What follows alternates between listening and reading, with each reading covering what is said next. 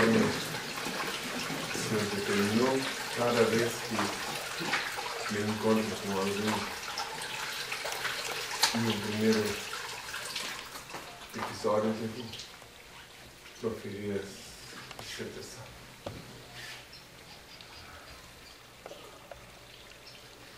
O Pai, eterno e inefável, Deus infalível, Criador do Universo, das culminâncias do Teu reino, do trono do Teu poder, do alto do qual Teus olhos temíveis tudo descobrem, intervêm.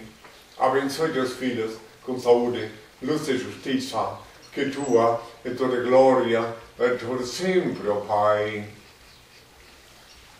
Agora, meus filhos, que ouvis falar de guerras, rumores de guerras, reino contra reino, nação contra nação, tempestades, terremotos, inundações, pestilências, fomes, conscientizai-vos, é apenas o princípio das dores que anunciei para anunciar no meu retorno.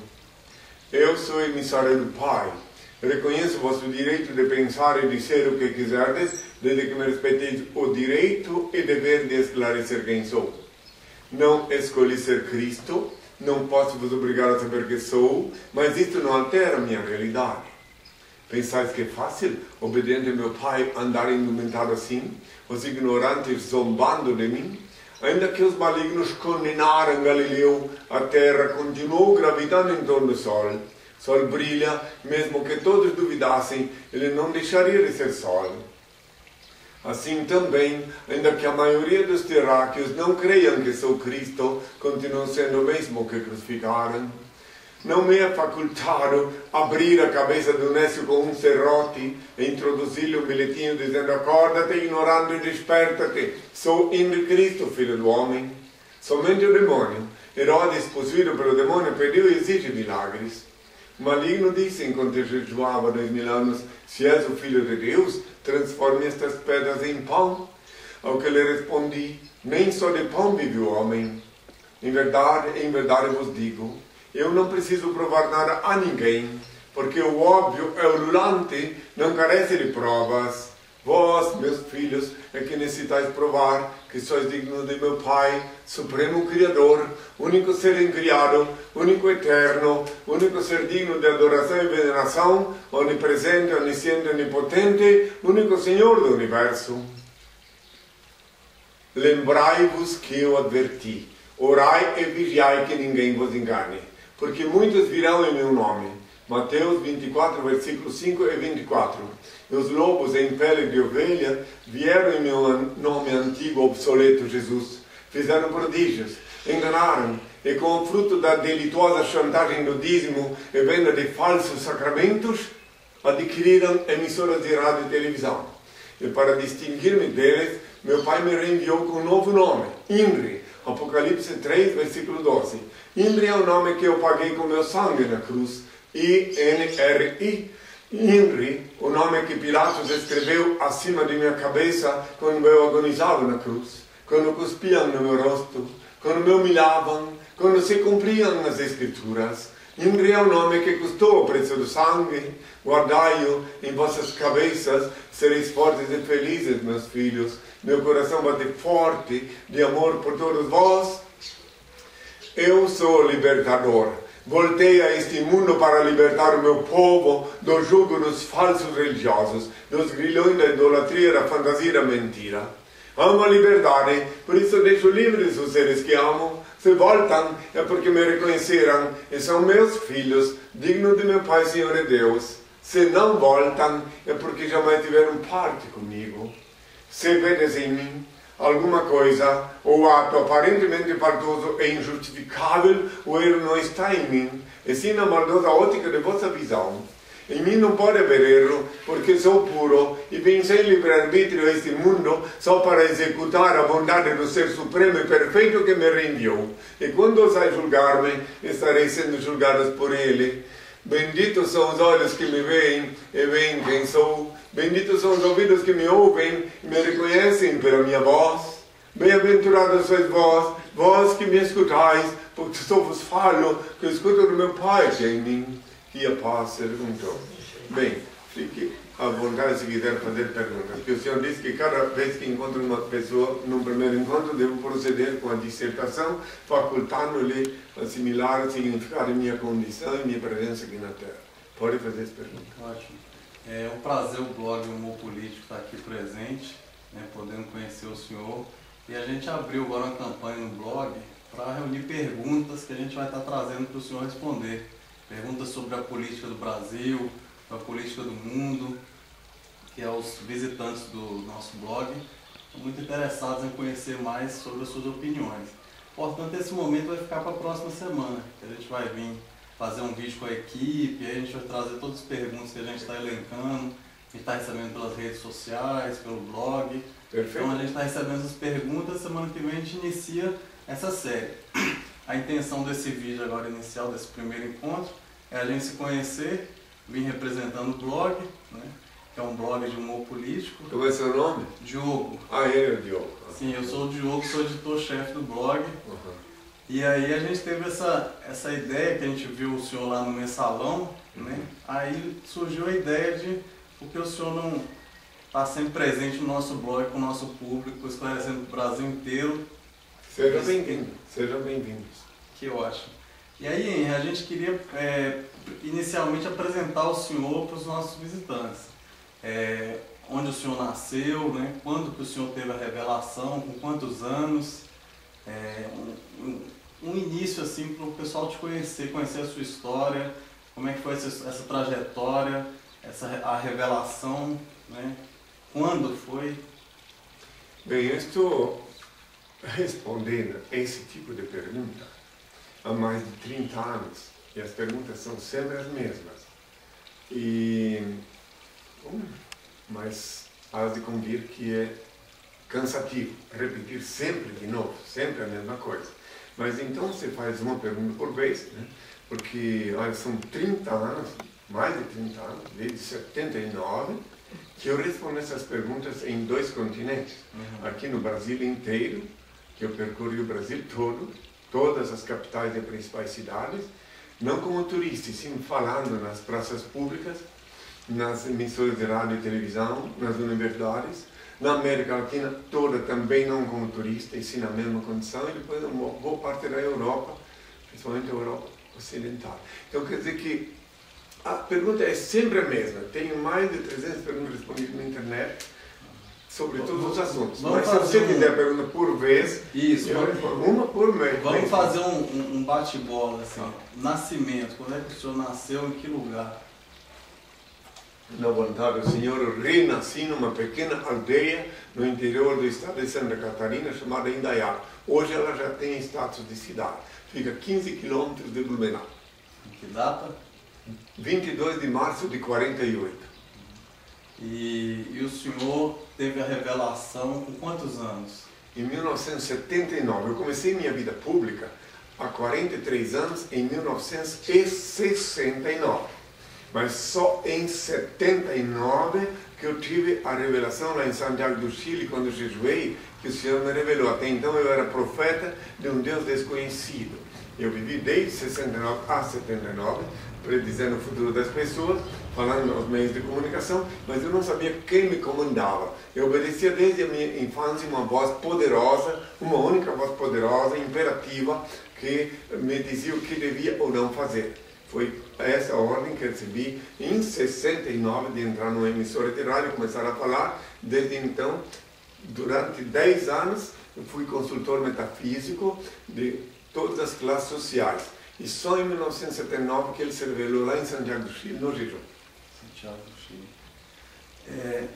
Durante o período da ditadura, o senhor estava aqui no Brasil?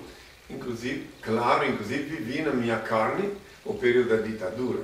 Uma coisa que não podia falar à vontade nas emissoras de rádio. Cada vez que eu chegava numa emissora de rádio, tinha na entrada assim um cartaz, assim um pequeno cartaz do dia, que era a ordem do dia, dizendo: esta emissora está proibida, sob penas, etc, de falar sobre esse assunto.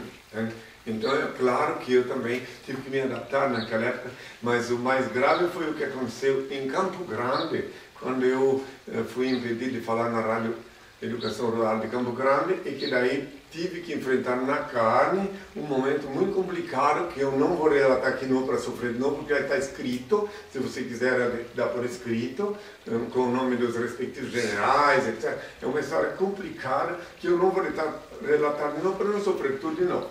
Não fui, se querem saber, não fui detido, mas quase fui assassinado. Então tem o detalhe, nome dos generais, nome das autoridades, tudo está ali. Ela pode passar depois o relato. O senhor teve que se exilar durante a ditadura? O senhor chegou a ter que se exilar? Não, porque eu compreendi que tinha que falar metaforicamente, né? Eu tive que falar muitas vezes, já naquela época, em parábola e metaforicamente. Eu não podia falar o que eu pensava, obviamente, né? Então eu compreendi que se eu queria sobreviver, né? Por outro lado, era um equívoco me impedirem de falar, porque eu não era contra o Brasil. Não era contra a situação sociopolítica vigente. Não era a favor da ditadura. Mas também não era a favor da ditadura marxista, leninista, etc. Entende? Uhum. Então eu era neutro politicamente. Só que, como para a maioria era vetado o direito de falar livremente, eu também entrava no esquema. Né? E o que o senhor achou da redemocratização do país? O senhor estava aqui na época? Estava. Tinha sido expulso da Venezuela naqueles dias, né? E o que devia ser muito bom, aos olhos do ignorante, parecia uma festa. Mas não era bom, porque dá para ver como as pessoas adquiriram vícios lá fora, durante o período do exílio, vieram trazer tudo para cá. Né? Todos os vícios, todas as malandragens políticas, todas as sacanagens, as maracutaias, e daí trouxeram para cá. E o Brasil viveu então em um período em que praticamente, eu estava no Rio de Janeiro, nessa época que eu fui expulso da Venezuela, expulsaram para o Rio de Janeiro. E daí então, naquele período, é claro que quase que não se falava em outra coisa, senão na volta dos exilados. E nem todos os exilados que voltaram eram santinhos, né? Nem todos eram ortodoxos, nem todos eram amantes da pátria, né? Inclusive o restante, quem quiser que meça, um dia falarei para todos que quiserem ouvir, mas não assim que eu falo e vai ser editado, que daí aquilo que eu falo pode ser publicado, só aquilo que é interessante. Um dia eu vou falar ao vivo, numa rede de emissoras, todos poderão ouvir. Vou ser questionado, meu pai disse um dia por jornalistas, mas ao vivo, que eu poderei responder e ninguém poderá editar o que eu falar. Agora, claro, eu vejo com boa vontade, viesse aqui, respondo com boa vontade para ti, mas eu sei, depois de tantos anos, 43 anos de vida pública, e tantos anos falando, e que minhas palavras são guardadas na gaveta, agora eu só falo o necessário. Isso mesmo, hein? E aqui no Humor Político o senhor tem voz. E a gente queria saber a sua opinião sobre políticos como Sarney. Lembrando dessa época da redemocratização, foi o primeiro presidente logo depois. O que o senhor acha do Sarney, que é essa pessoa excêntrica da política? O Sarney é um caudilho. Ele é aquilo que o povo concordou que ele seja. Entende? Porque, na verdade, eu vos digo que ninguém consegue ser eleito pelo povo sem que o povo vá lá no voto, vá lá na urna e coloque o voto. Então, o povo equivocado, sendo obrigado a votar, que na verdadeira democracia o voto é facultativo. Então, quando é obrigado a votar, é óbvio que isso gera corrupção, porque aí o votante, para não perder a viagem de casa até a urna eleitoral, se possível, ele aceita na metade do caminho o que chama aqui na linguagem vulgar uma boquinha, uma contribuição, né? Seja um par de sapato, seja um emprego para o filho, para a filha, para o neto, para a sobrinha, enfim. Isso aqui, infelizmente, eu testemunhei nesses longos anos, mas eu quero deixar bem claro que essa corrupção vigente no Brasil não é um privilégio do Brasil. Isso é uma doença mundial. A diferença é que em alguns países tratam essa doença com um remédio mais radical. Tipo assim, na China, por exemplo, eles pegam os corruptos, quando desmascarados, eles são lhes são impostos pena capital. Então essa é a diferença. Mas a corrupção não existe no mundo inteiro. E mesmo nos países mais considerados mais ortodoxos. Inclusive no Brasil, nos tempos da ditadura, que teve o seu lado sim positivo e o outro negativo. Teve o positivo sim, porque havia uma organização, né? Havia organização. A gente tem que reconhecer, eu sou obrigado a reconhecer. Eu fui impedido de falar, eu fui quase, claro que só Deus que me protegeu, porque eu tive uma situação lá em Campo Grande que eu era para ter sido, a autoridade policial disse que tinha ordem de atirar primeiro para ver quem era o cadáver depois. Na emboscada que montaram para mim. Pode ver, está lá na Henri Cristo versus ditadura. Pede para ela que ela te mostra. Tá, bota lá para ela. Então daí, mas só que mesmo assim havia organização. O problema todo é a desorganização. O problema todo é o desgoverno em nome do conchavo, o desgoverno em nome do pega lá e da cá. Isso é horrível. Mas faz parte.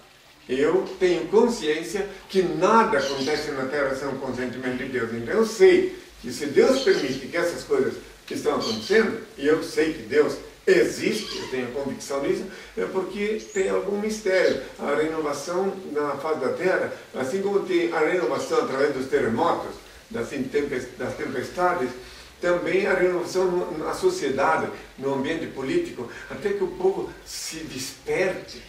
Até que o povo começa a perceber que quando o macaco corta o galho da árvore que ele está sentado, ele se esborracha. Então, não querendo chamar o povo de macaco, mas eu sou o macaco mais antigo, então posso falar. Eu sou primogênito de Deus, ninguém é obrigado a crer. Então, nessa condição que eu digo, que se o ser humano começa a enxergar que se ele diz amém a todas as sandices, depois ele também vai dizer amém ao seu próprio velório, ao seu próprio cadáver, quando ele exaurir de fome. Então, quer dizer, eu sei que isso é assim, agora o povo precisa saber. Eu não creio, não tenho, eu participei inclusive recentemente dessa marcha contra a corrupção, não pensem que eu acredito que vai acabar, não, tenho certeza que a corrupção não vai acabar, mas só que eu fui mostrar para o povo, quando aceitei o convite, para que o povo compreendesse que eu também não concordo com isso. Só que a diferença é que eu não tenho ilusão, não sou, digamos assim, movido por utopia, entende? Eu tenho consciência da realidade sociopolítica do Brasil e do mundo, né? E o que o senhor está achando do julgamento do mensalão até o momento? Os políticos foram condenados, né? Já começaram a ser condenados os graúdos do Partido dos Trabalhadores. E a gente vê o Banco Rural também, a gente vê que o esquema existiu de fato. O que o senhor acha? É que você não viu que quando eu estive lá, eles tentaram me perguntar se quem ia ser condenado, quem ia ser absolvido, se ia haver condenação, o que eu esperava. Eu disse, espero só a justiça, vim aqui pedir ao Pai, fui no início, antes de começar, vim pedir ao Pai que inspire, que ilumine os juízes, porque aquela estátua ali é cega, e às vezes os homens se fazem de cego, mas que ele inspire, ilumine os juízes para que eles façam justiça. Isso, em resumo, é o que eu falei diante de muitas perguntas que fizeram de muitos jornalistas. Agora, ninguém vai ser absolvido, nem condenado, sem o consentimento do Altíssimo.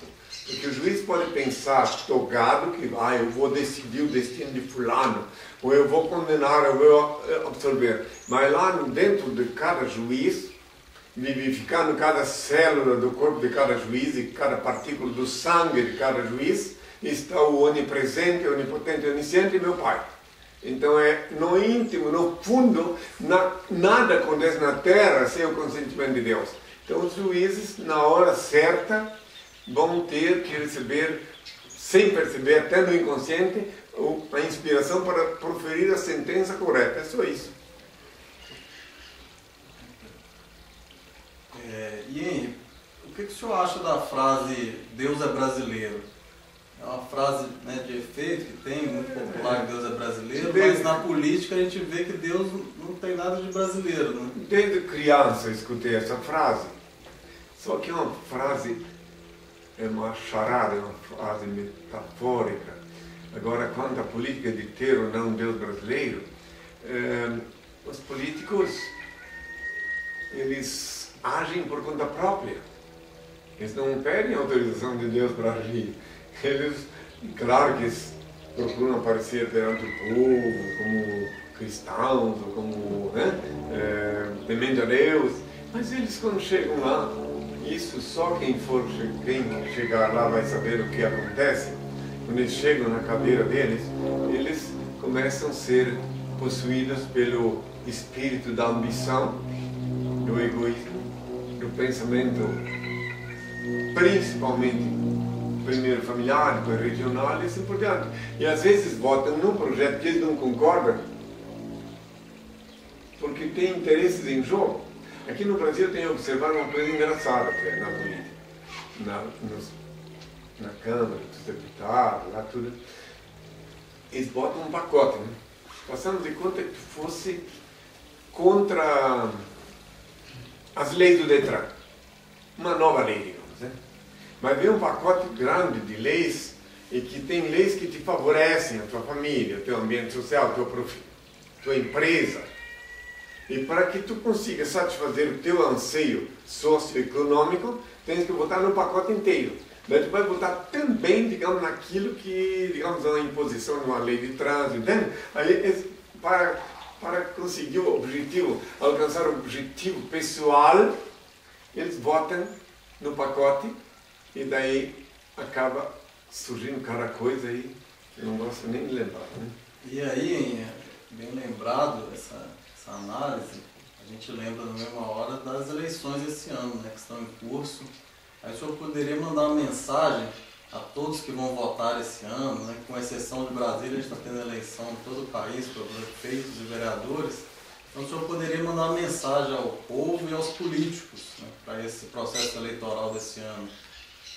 A minha única mensagem que eu podia mandar, primeiro, lembrando que democracia verdadeira é o povo no poder, e quando o povo está no poder, ninguém pode obrigá-lo a votar. É bom que claro seja isto, tá? Democracia é o povo no poder, e quando ele está no poder, ninguém pode coagi-lo a votar. Então, já que o povo tem que votar sob pena de multa, então que vote só no candidato que escolhe, não no partido, e que escolha um candidato, senão não tem por que votar. Entende? Seria uma forma, inclusive, já que você me fez essa pergunta, seria uma forma, inclusive, de restaurar a dignidade pessoal, a dignidade de fórum íntimo. Se você não tem em quem votar, e você é coagido a votar por leis criadas pelos homens, você vai lá e toma a tua decisão soberana lá na urna, onde teoricamente ninguém pode interferir, e vote como te aprouver. Esse é o conselho que eu dou, e que o dia que o Brasil tiver democracia verdadeira, com voto facultativo, como é nos países que têm democracia, então os políticos terão uma grande surpresa. Que daí o povo não vai sair de casa para votar se não tiver um candidato. Vamos lá, ser racional, né? Se você é um ser humano ereto, né? Você é um ser humano pensante. Estou falando dos pensantes, né? E você vê a campanha política, etc, etc, e um diz outro, um mente mais que o outro, e vai até chegar no final, prometem coisas absurdas que não vão poder cumprir. Aí quando chega no final, você vai votar. Se você não encontrar nenhum candidato e você tem direito de escolher, você vai sair de casa? Você não vai. Entende? Aí você diz, não, eu não vou participar. Aí sim, os políticos terão que começar a pensar seriamente, repensar, antes de abrir a boca mentindo, coisa assim, entende? Claro que quero reconhecer que existem excelentes, brilhantes exceções na regra, mas aqueles que vão para o parlamento, aqueles que vão para o serviço público, de boas intenções, são asfixiados, em geral, pela maioria. Entendeu? Esse é o problema. Entende? Que se alguém tem boas intenções, ele chega lá, ele vai ser uma andorinha só, e uma andorinha só não faz verão. Para começo, um bom projeto a favor da educação, restaurando a dignidade dos mestres, dos professores, que eles pudessem ir para a sala de aula sabendo que os alunos estariam lá só para aprender, né?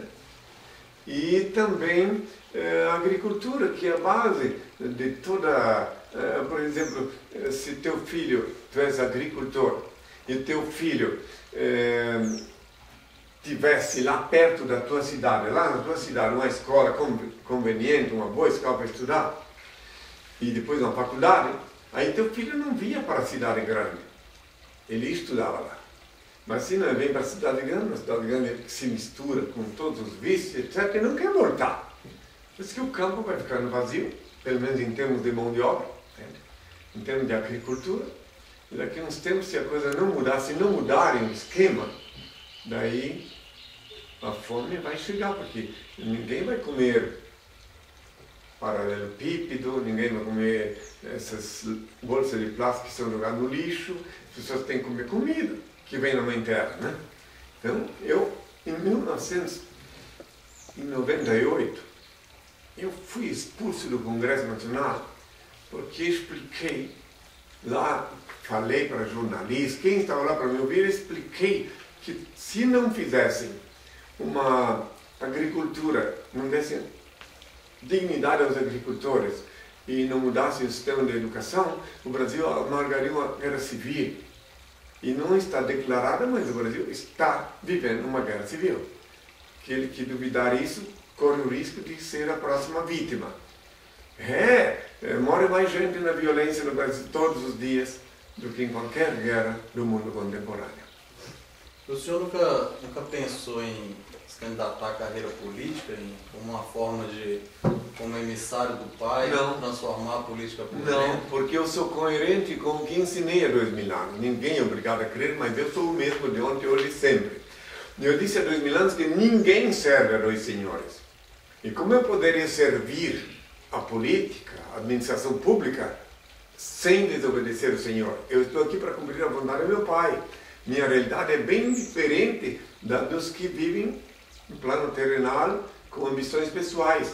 Eu nunca vou poder possuir bens materiais. Meu pai disse que eu devo, para manter a dignidade, não posso ser igual a esses que se dizem religiosos, que ficam acumulando fortuna. Não, eu obedeço o Senhor. Nesses 43 anos de vida pública, a Polícia Federal investigou meu passado e estarrecida constatou que nem tenho conta bancária e nunca terei. É bom que saibam. Então a Polícia Federal fez uma devassa depois, quando eu passei por um processo de falsidade ideológica que se arrastou durante 15 anos na Justiça Federal, e que depois, no ano 2000, as autoridades judiciárias tiveram que reconhecer que meu nome é Henrique, isso sim, nos documentos e tudo, então me restituindo o direito à nacionalidade. Então eu vi, as autoridades viram a minha lisura, a minha condição. Aí dizem que eu sou louco, porque quem é honesto hoje em dia é louco. Quem não vende sacramento, quem não chama realismo, quem não pede esmola em nome de Deus é louco. Eu, graças a Deus, sou louco, sim. Louco de amor pela humanidade. A minha loucura é o amor pela humanidade, é meu desejo, minha vontade de ver todos em harmonia, em paz. Mas é claro que tenho consciência que antes da hecatombe nuclear isso é impossível. Impossível. Muito bom, muito obrigado por essa primeira participação no Humor Político. A gente espera poder contar com um vídeo sempre do senhor por aqui. Os nossos visitantes vibraram quando souberam que a gente ia entrevistar o senhor. E a gente está preparando todas as perguntas que estão vindo de todo o país. E na próxima edição a gente está lá, então, uma série de perguntas a Henrique Cristo. Agora eu estou me despedindo aqui. Muito obrigado pela atenção. Muito obrigado, cada vez sair daqui pedir ao Pai. Eterno e inefável, Deus infalível, Criador do Universo, das culminâncias do teu reino, do trono do teu poder, do alto do qual teus olhos temíveis tudo descobrem, tudo bem. Abençoe teus filhos com saúde, luz e justiça, porque tua é toda glória para todo sempre, ó Pai, que a paz seja com todos.